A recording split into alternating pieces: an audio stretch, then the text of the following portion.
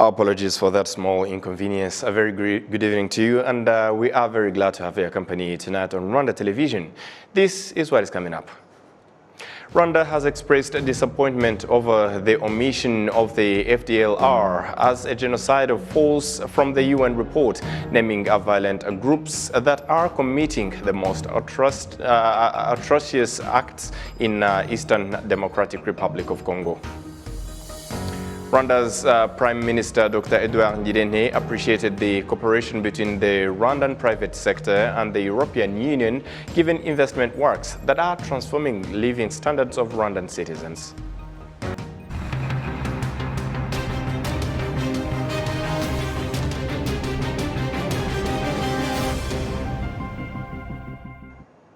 A very great evening to you and a welcome to Rwanda Television News. In details, Rwanda has expressed a disappointment over the omission of the FDLR, a genocidal force, from a UN report naming violent groups that are committing the most atrocities in the DRC. On Monday, Rwanda called on the UN Security Council not to close an eye on the atrocities being committed in the Democratic Republic of Congo, and on the watch of the government, Rwanda's permanent secretary to the United Nations, Ambassador Claver Gatete, reiterated that the continued financial and military support, as well as the integration of a UN-sanctioned genocidal militia, FDLR, by the Congolese government is a testament that the country is not in favor of peace, despite regional mechanisms in place to restore security in the eastern part of the country.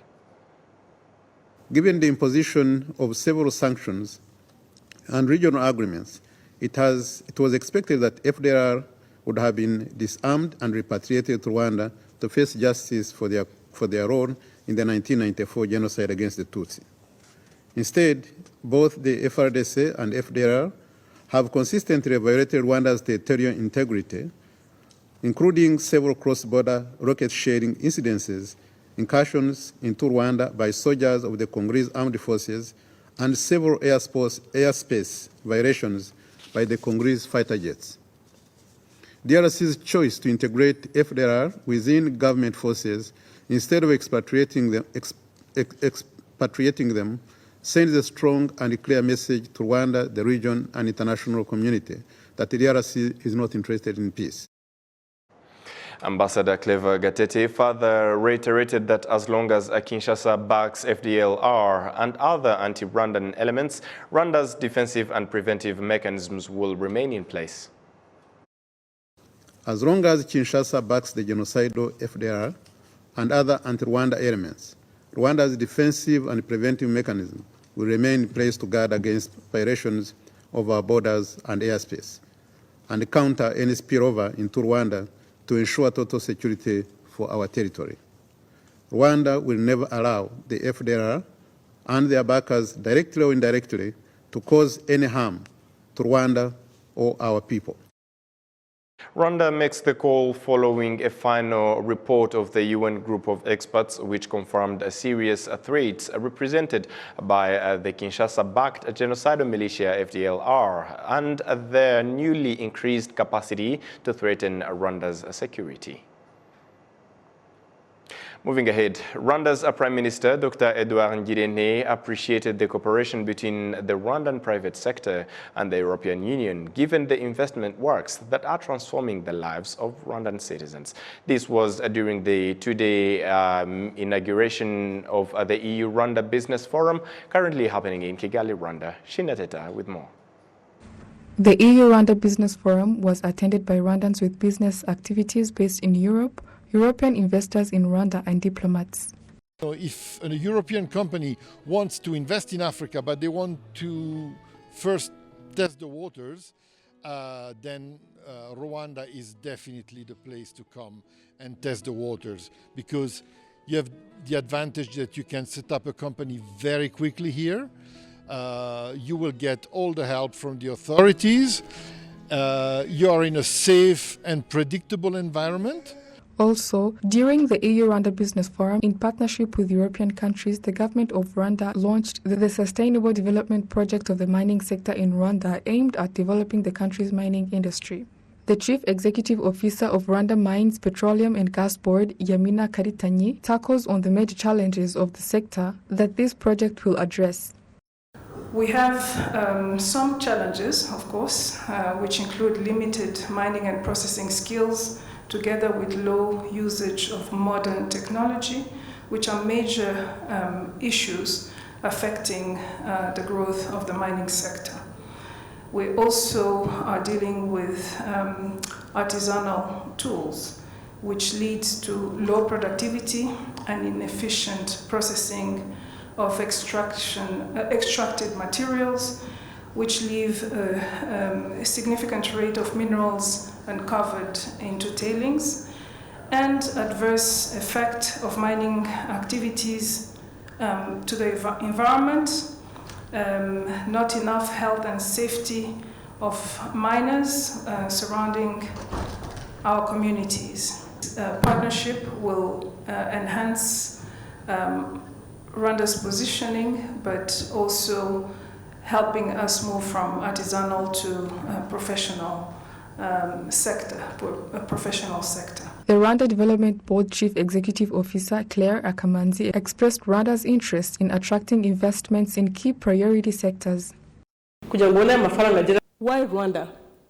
Why invest in Rwanda? Second, what in Rwanda? In what do I invest? Third, how? How do I even start? Where do I start? So let's go. First, why Rwanda?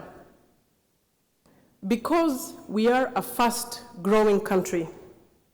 Just in the first quarter of this year, 2023, we grew by 9.2%.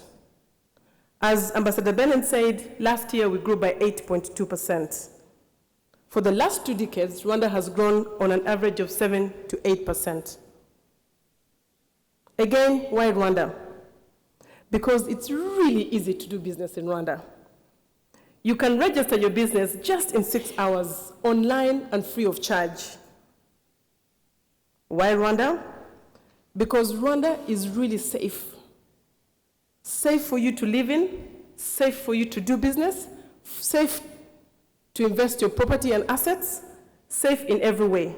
And that is why Nambeo ranked Rwanda the 6th safest country, not just in Africa, but in the world. Notably, Colin Doyens, the Director General of European Commission's Directorate General for International Partnerships, emphasizes that Africa, specifically Rwanda, provides such a good investment atmosphere. I think it's very good to see this kind of mobilization of the private sector. I remember 10, 15 years ago when we were touring Europe and talking about Africa as a thriving destination for investment with plenty of opportunities. I mean, when I was speaking in European member states, I mean, you would have 15, 20 companies show up. When you now talk about investing in Africa, the room is full. It's fully packed. And so your continent is absolutely grabbing the attention of European private sector, of European businesses. And I think a business forum like this one, I mean, is one example, is one building block of how we try to do that. Based on big European companies, including Volkswagen and Africa Improved Foods, which have invested in Rwanda, the Rwandan Prime Minister Dr. Edouard Ngirente expresses that from these investments, there is creation of job opportunities, improving living standards of Rwandans. We acknowledge the progress we have made and commit to further foster the strong economic ties between the two private sectors present here today. We are glad the EU recognized the business potential and opportunities early on and is promoting investments and economic development in Rwanda. These investments are transforming the lives of people through job creation and empowering the private sector, which is a key driver of our economic growth. Furthermore, the investments have brought innovations, entrepreneurship, and technological advancements, enabling Rwanda to become a regional hub for innovation and trade. Records from Rwanda Development Board indicate that from the last 5 years, Rwanda had foreign direct investments that were more than $870 million from European countries for key priority sectors including construction, manufacturing, agro-processing, mining and other sectors. Shinateta, RTV News. Experts in international trade demonstrate that there is still difficulties in trade between the European Union or between Europe and Rwanda specifically, and some of the challenges that need to be addressed in the new framework include the denial of visas to traders and value-added products coming from Africa at low prices and returning from Europe at high prices after value addition. Prince Manzi takes us through. It has been 5 years since the establishment of Volkswagen Rwanda. Volkswagen is one of the 85 European investors who invested in Rwanda at least 900 billion Rwanda francs for the past 5 years. Martina Bien, the chairperson and managing director of the Volkswagen South Africa, the manages Volkswagen Rwanda, states that this industry is still excited to invest in Rwanda after signing MOUs on the usage of the electric tractors. We want to participate in the tender for the airport project as providing services as soon as the new airport is up and running in Kigali. We increase our fleet in our mobility fleet in Mobility Solutions Rwanda, which is our subsidiary. So with that also employ more people as drivers, for example, in the mobility fleet. We also move more and more into electric in the fleet in Rwanda. To not fully replace combustion engine vehicles, but with the policy in Rwanda for electric vehicles, that is a very good opportunity for us. For the first time in Rwanda, on Monday, they held the EU-Rwanda Business Forum, an opportunity for investors on both sides. Rwanda has opportunities in Europe and other countries because the goods from Rwanda are known to have standards. For instance, I live in France. You mostly find that the citizens there really like Rwandan commodities on markets. Expert and the researcher on international trade, Professor Ajit Karuranga, reiterates that such a forum should not end without tackling on the challenges hindering trade.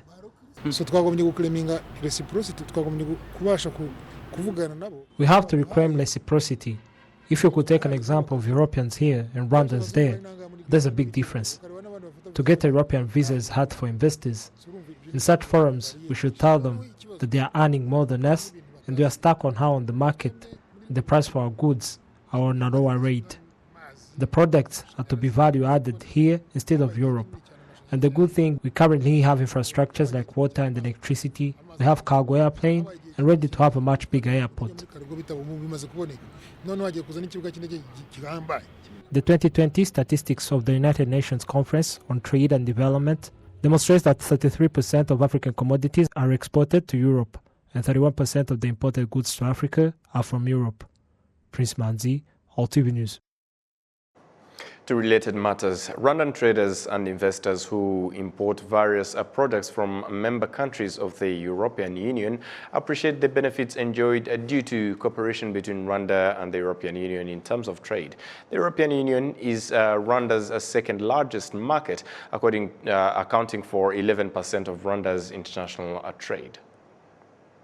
From 1983 up to date, 40 years have gone by, with Conseil Pharmacy importing from various member countries of the European Union different products consisting of medicines and other medical equipment due to the best quality they bring to the Rwandan market. The CEO of Conseil Pharmacy, Dani Mutembe, says that there are no major obstacles faced when importing products from member countries of the European Union, except the shortage of medicines in those countries. He also added that the solution to such an issue lies in the medical industries which are going to be launched in Rwanda. And unfortunately, Rwanda as a country, but Africa as a continent is not a priority. So they will always prioritize EU first and then their countries, respective countries where these products are manufactured. So a very critical way of solving this issue for Rwanda is setting up manufacturing plants. This is what has been doing and is being done. We have factories that have set foot in Rwanda, which will reduce our dependency, but also bring down the cost of these products, because most of these European products will be much more expensive than the products coming from Asia. So, and that's just an example. So we enjoy the fact that we're having manufacturers on the ground. We have a vaccine manufacturing plant, BioNTech. We have a manufacturing plant of several medicines, which is Cooper Pharma. So and we have many more manufacturers coming on the ground, setting their foot here in Rwanda. This will reduce our dependency.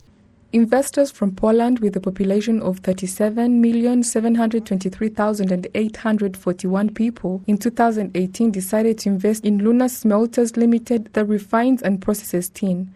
Investors from Poland, with a population of 37,723,841 people, in 2018 decided to invest in Luna Smelters Limited that refines and processes tin. Katarzyna Yanik of Luna Smelters tackles that this company has invested $20 million in melting casterite. Of course, it's really profitable. First of all, Rwanda is a beautiful country. Second of all, it's really good country for cooperation, has really good governance, has really safe anti-corruption policy. It's really high environmental business here to perform, and we are really happy that we invest here and we can work here, and we are hoping for the future cooperation here. We took the settlement in 2018. Then we worked for 1 year to make this plant operational, and we start production in 2019.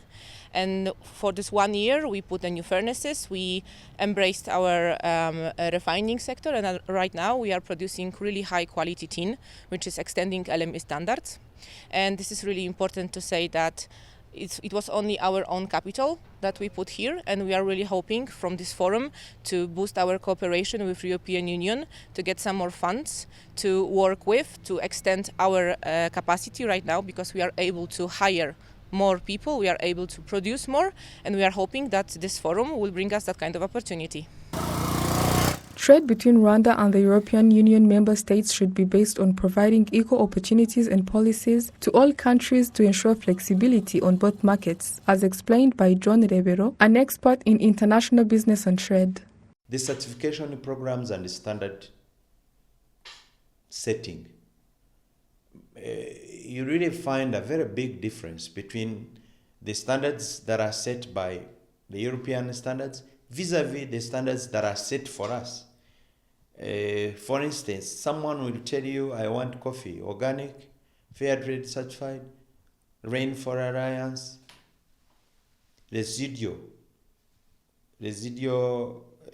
mineral fertilizer residual percentage at this level. You try and do that, it's back-breaking, both in cost and capacity. You get into their market, you look at what they have, you enrage it, what they locally produce. It's not at that level.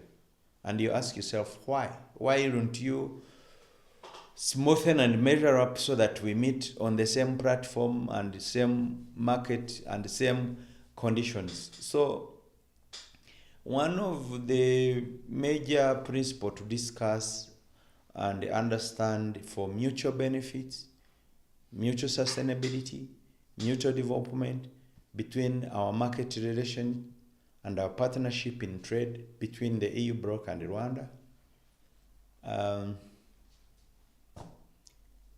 hinges around that principle. Statistics from Rwanda Development Board show that the European Union member states have invested $210 million in investment projects, giving a 31% total of Rwanda's investment in general.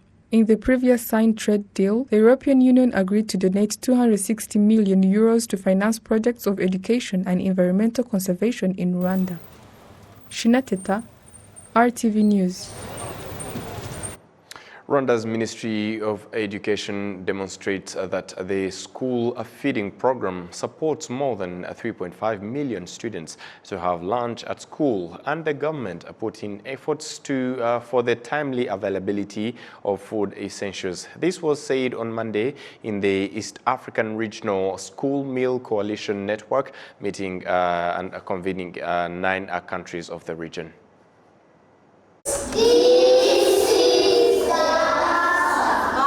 At Kachiru 2 Complex School in Gasabo District, hosting 738 primary pupils and 858 secondary day scholar students, at least 1,600 students take their lunch at school.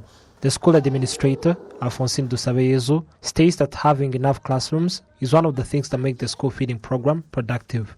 Currently in primary schools, the government subsidy is 135 and 15 is paid by a guardian, equivalent to 150 francs per day, while for the secondary schools, the government subsidy is 56 and 94 is paid by guardian daily. On the other hand, the GS Kachiru 2 administrator, Alphonsine Dusabeyezu, states that there is still less participation of parents in this program. Even though it is 975 francs per semester in primary schools, parents do not participate.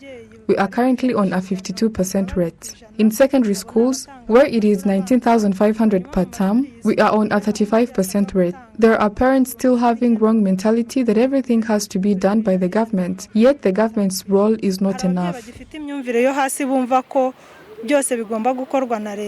The Minister of State in the Ministry of Education, in charge of primary and secondary education, Gaspar Twagirayezu, tackles on the Rwanda's measurements towards solving the issue of food scarcity in schools. Rwanda has signed a declaration of commitment, including commitment to achieve universal coverage of school meals for basic education, committed to annually allocate budget towards quality national school meals, and commit to actively participate in all global coalition for school feeding activities and requirements for the next 10 years. The permanent secretary at the Tanzanian Ministry of Education, Professor Caroline Ignatius Nombo, states that there's a lot that can be learned from other countries, as for them, the participation in the school feeding program is on a lower rate.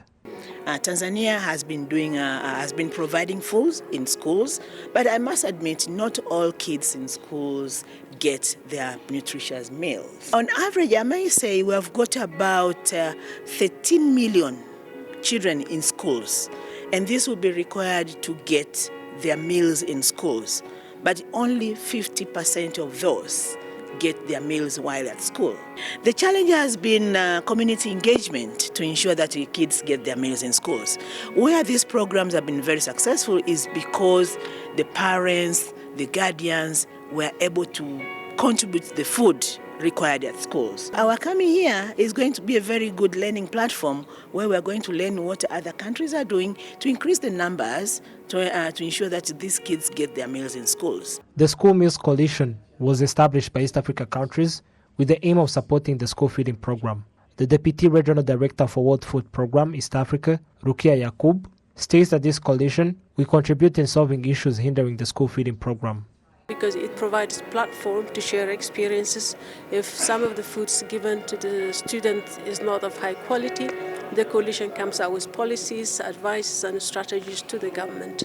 It has a component of research and monitoring, so there will be a lot of information sharing as well, not only just within one country but also within the sub-region. I think Rwanda is one of those countries because they even have fresh food that they procure from for the schools. Perishable products, vegetables and fruits and milk.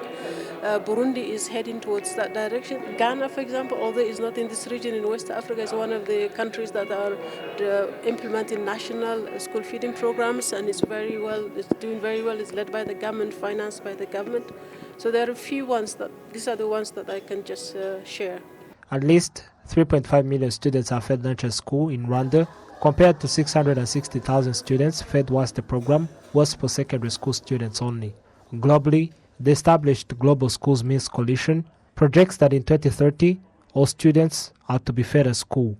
82 countries have so far participated in this program, including Rwanda. Prince Manzi, RwandaTV News.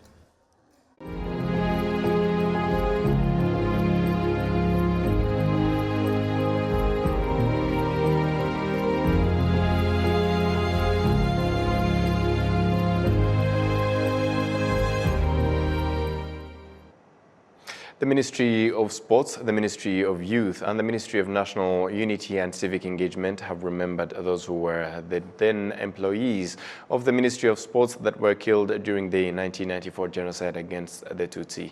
During the commemoration event, criticized were the artists that used their talent and potential to instill hatred and disputes that led to the occurrence of the 1994 genocide against the Tutsi. The commemoration was begun with laying a wreath to more than 250,000 Tutsi laying in rest at Gisozi Memorial Site, and proceeded with writing a message by the Minister of Youth, the Minister of Sports, and the Minister of National Unity and Civic Engagement in a specified book.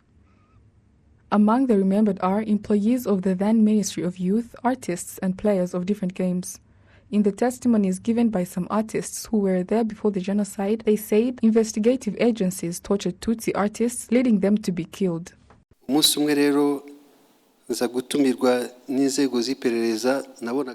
day I was invited by investigative authorities, who then asked us to change our out depending on what was trending, given that some artists were suspected to supporting the RPF soldiers because of their songs. The Minister of National Unity and Civic Engagement, Dr. Jean Damascene Bizimana, during the commemoration demonstrated how there were skilled artists but used art to sow hatred, making the youth engage in genocide. Adding to that, the Minister of Sports also urged the youth to fight against individuals with genocide ideology.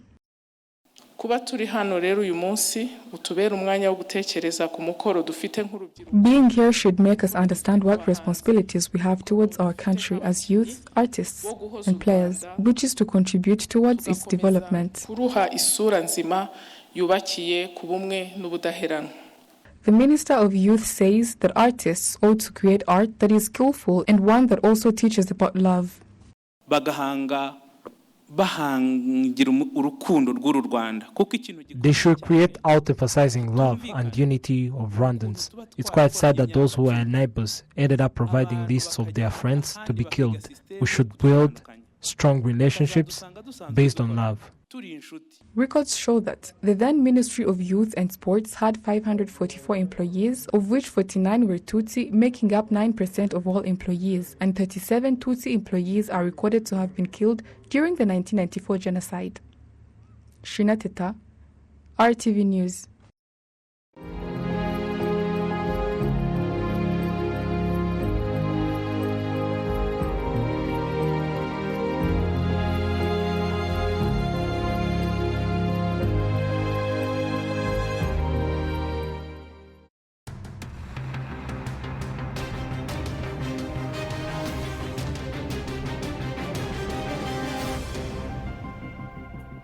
And on behalf of the entire news production as well as the technical team, many thanks for being with us on this edition of Rwanda Television News. Up until next time, stay safe and have a great week ahead. Cheers.